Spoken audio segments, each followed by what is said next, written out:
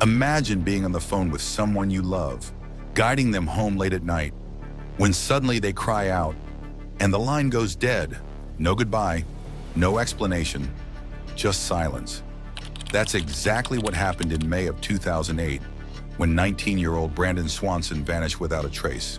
And to this day, his disappearance remains one of the most chilling mysteries in America. Brandon Swanson was, by all accounts, a normal 19-year-old from Marshall, Minnesota, polite, bright, and close with his family. He was studying wind energy at a local community and technical college. No history of running away, no known enemies. Nothing in his life suggested he would simply disappear. On May 13, 2008, he wrapped up his final day of classes for the semester. That evening, like many students, he joined friends to mark the end of the school year. Friends later said he may have had a drink, but there's no indication he was impaired. Sometime around midnight, Brandon got into his Chevrolet Lumina to make the short drive home. He knew these roads: open fields, gravel lanes, small towns dotted across the prairie, a quiet route under a dark Minnesota sky. Not long into the drive, something went wrong. On a narrow gravel road, the Lumina slipped off and settled into a shallow ditch.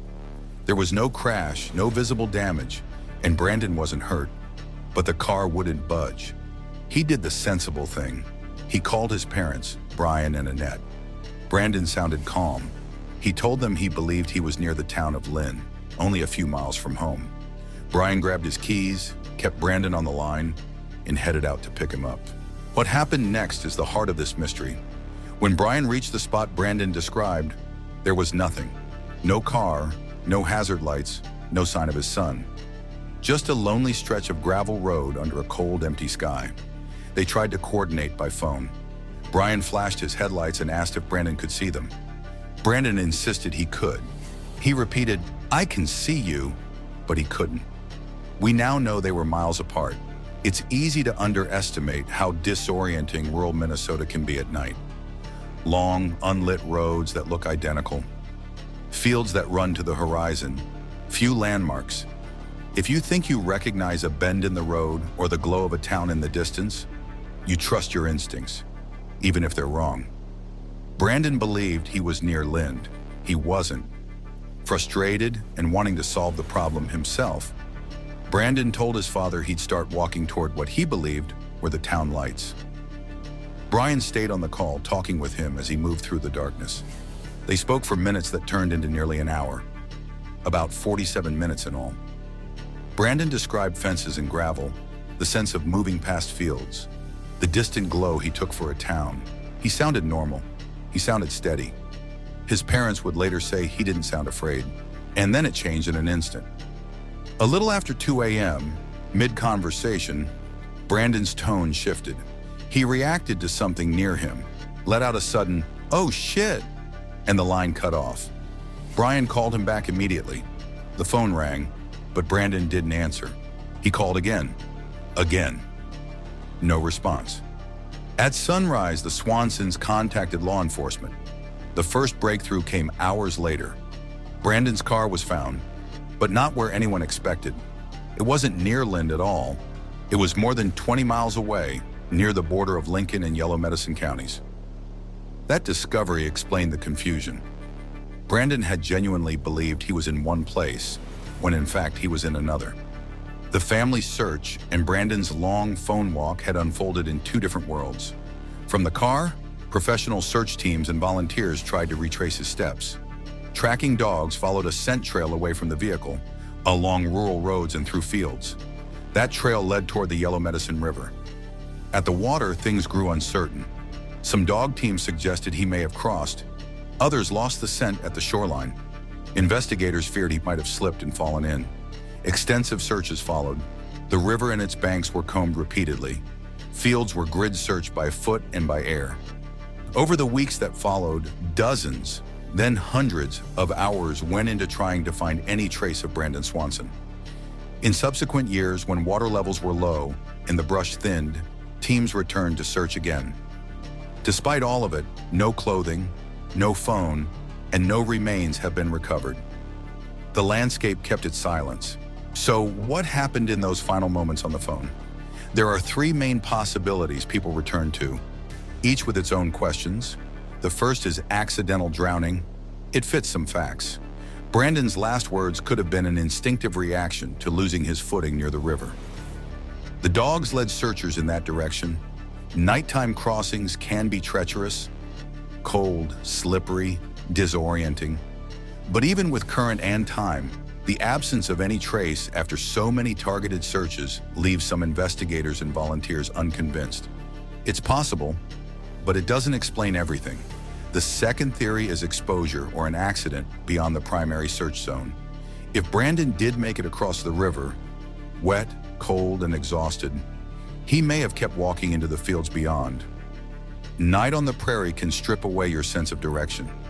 If he collapsed in dense cover, a low depression, or an area missed by initial grid lines, nature could have concealed him. This theory accepts the limits of any search. Even careful operations can miss a small item in a vast environment. Yet with repeated efforts over the years, many people expected something, however small, to surface. Nothing has. The third theory is foul play. Brandon was out there alone at night on isolated roads. It's not impossible he encountered another person, a driver offering a ride, a confrontation, a chance meeting that turned dangerous. But there's no physical evidence to support this. No signs of a struggle, no activity on his accounts, no confirmed witness placing him with someone else. Without evidence, foul play remains a possibility, not a conclusion. What makes this case uniquely haunting is the tone of that 47-minute call. Brandon wasn't panicked or incoherent. He was trying to solve a basic problem: how to get home, while his father stayed with him minute by minute in the only way he could, by voice. The ordinary quality of that conversation makes the sudden end feel unreal. A gasp, 2 words, silence. In the months after Brandon's disappearance, his parents pushed for change, not only in the search for their son, but for other families who might one day face the same fear. In 2009, Minnesota passed what is commonly called Brandon's Law, requiring law enforcement to begin immediate investigations when adults are reported missing under dangerous or suspicious circumstances. Before that, families could be told to wait precious hours. Brandon's case helped change that, a legacy of action drawn from unimaginable uncertainty. Today, the questions remain. If the river holds the answer, why has it yielded nothing? If the answer lies beyond it, how did so many careful searches miss it? And if another person entered the story that night, who were they, and why is there no trace? To picture how this could happen, imagine the setting again.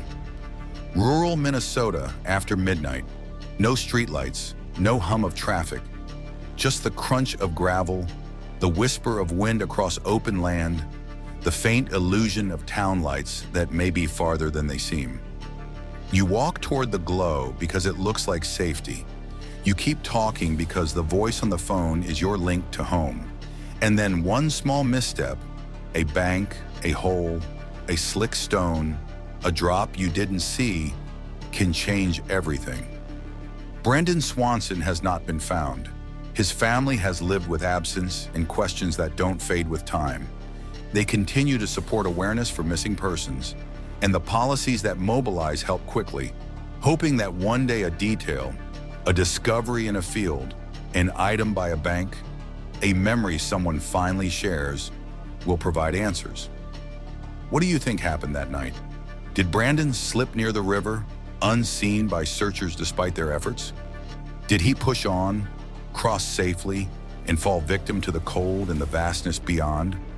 Or is there a missing piece, a person or moment, that has never come to light? Drop your theory in the comments. I read everyone. If you want more cases like this, hit subscribe so you don't miss what's coming next. Trust me, the next case is even darker.